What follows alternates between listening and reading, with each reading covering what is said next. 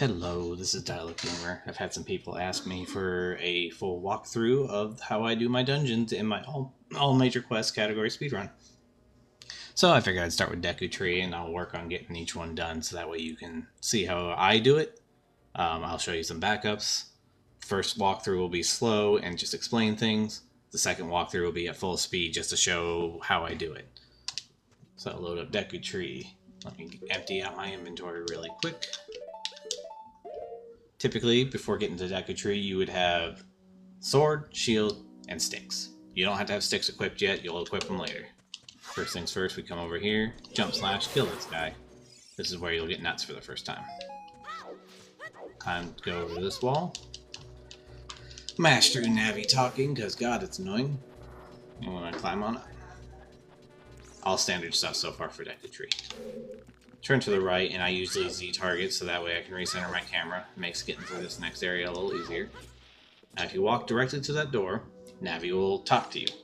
If we come over to this corner, target the wall, what we're going to do is we're going to side hop to the left while mashing A as fast as we can. If you're lucky, you'll open the door and bypass the Navi text. So let's see if I get lucky this time. Did not get lucky this time. That's fine. I'll make sure to show it off properly in my full speed version of the run. Come in here. Nothing special about this room. Take this guy out like normal.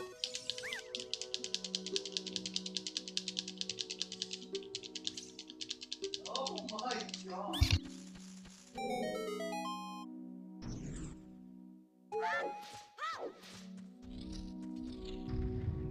Ignore the floating platform, it'll save you time by leaving it up. We just want to roll over to this wall, climb on up.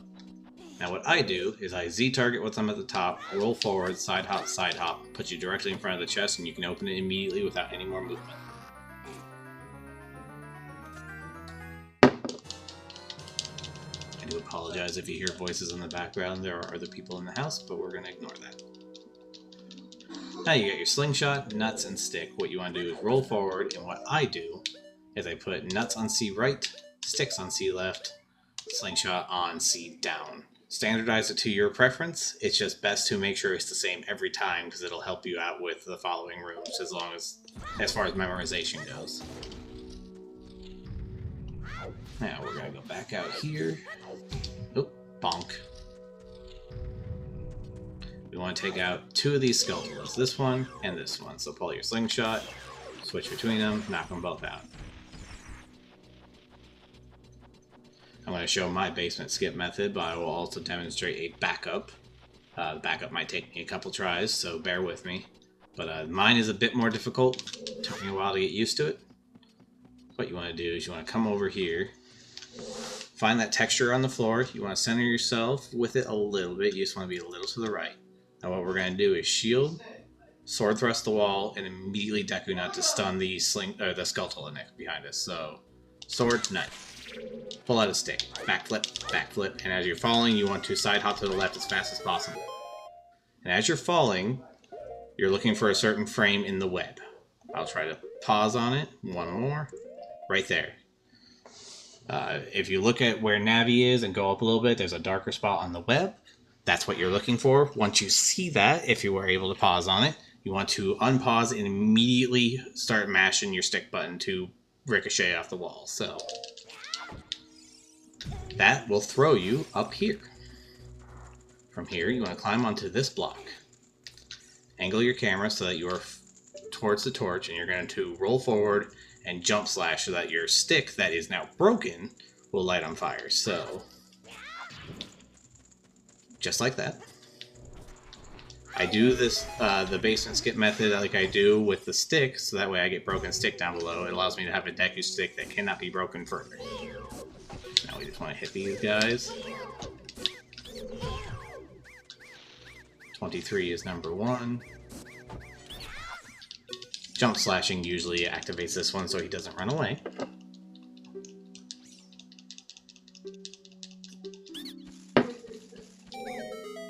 Next we'll go into Goma's room and I will show you how we defeat Goma. Now what you want to do is pull out a stick again. And before you walk into the actual chamber, you want to make sure you jump slash with the stick. That will store your damage value in your sword thrust. Stick has the same power as Master Sword. So if you jump slash with stick, it'll make your sword thrust as strong as Master Sword.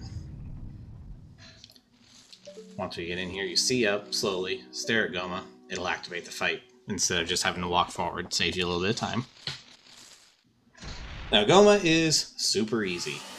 Once the fight starts, you want to Z target, slingshot, and then it's just 3 stabs and Goma is down.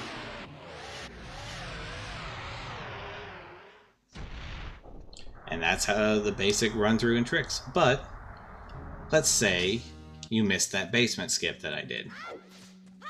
It's easy to miss, easy to mess up. I do it quite regularly. Oh, you okay, Link? A backup method that I employ is this. You want to get to this wall and look for this seam. To know you're in the right position, roll, and it'll actually center you with that seam. From there, you want to backflip, backflip, side hop, and then you C up. You want to line your B button up with this root in the wall, right about there. Let's see if I get it first try. So, once it's lined up, you roll forward, and now you hold Z, watch for Link's head bob, and when it's in about that position, you roll and hold forward, and Link will launch himself up and grab the ledge. Now, if in this instance, you obviously don't have broken stick, so here's a backup method for that as well. Pull this block 3 times. From here, pull out your sword, roll forward, pull out your stick, and it'll light the stick for you. And that's the the demonstration of each of the tricks.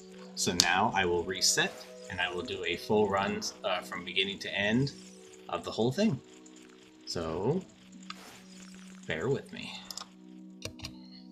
As a side note, looks like I have a bunch of items in my inventory. Ignore them. They don't exist. It's just part of debug mode. They are in no way going to actually benefit me for this. But without further ado, let's get this started.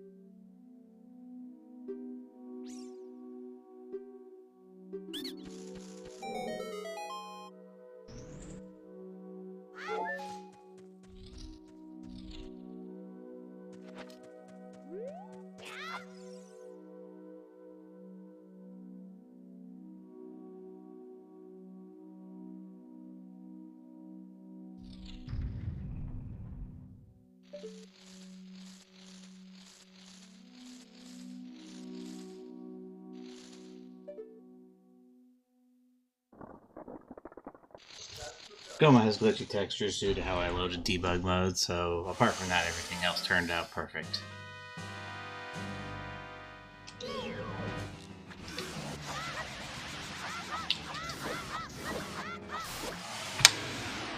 And just like that, about 3.5 minutes from start to finish for the entirety of Deku Tree.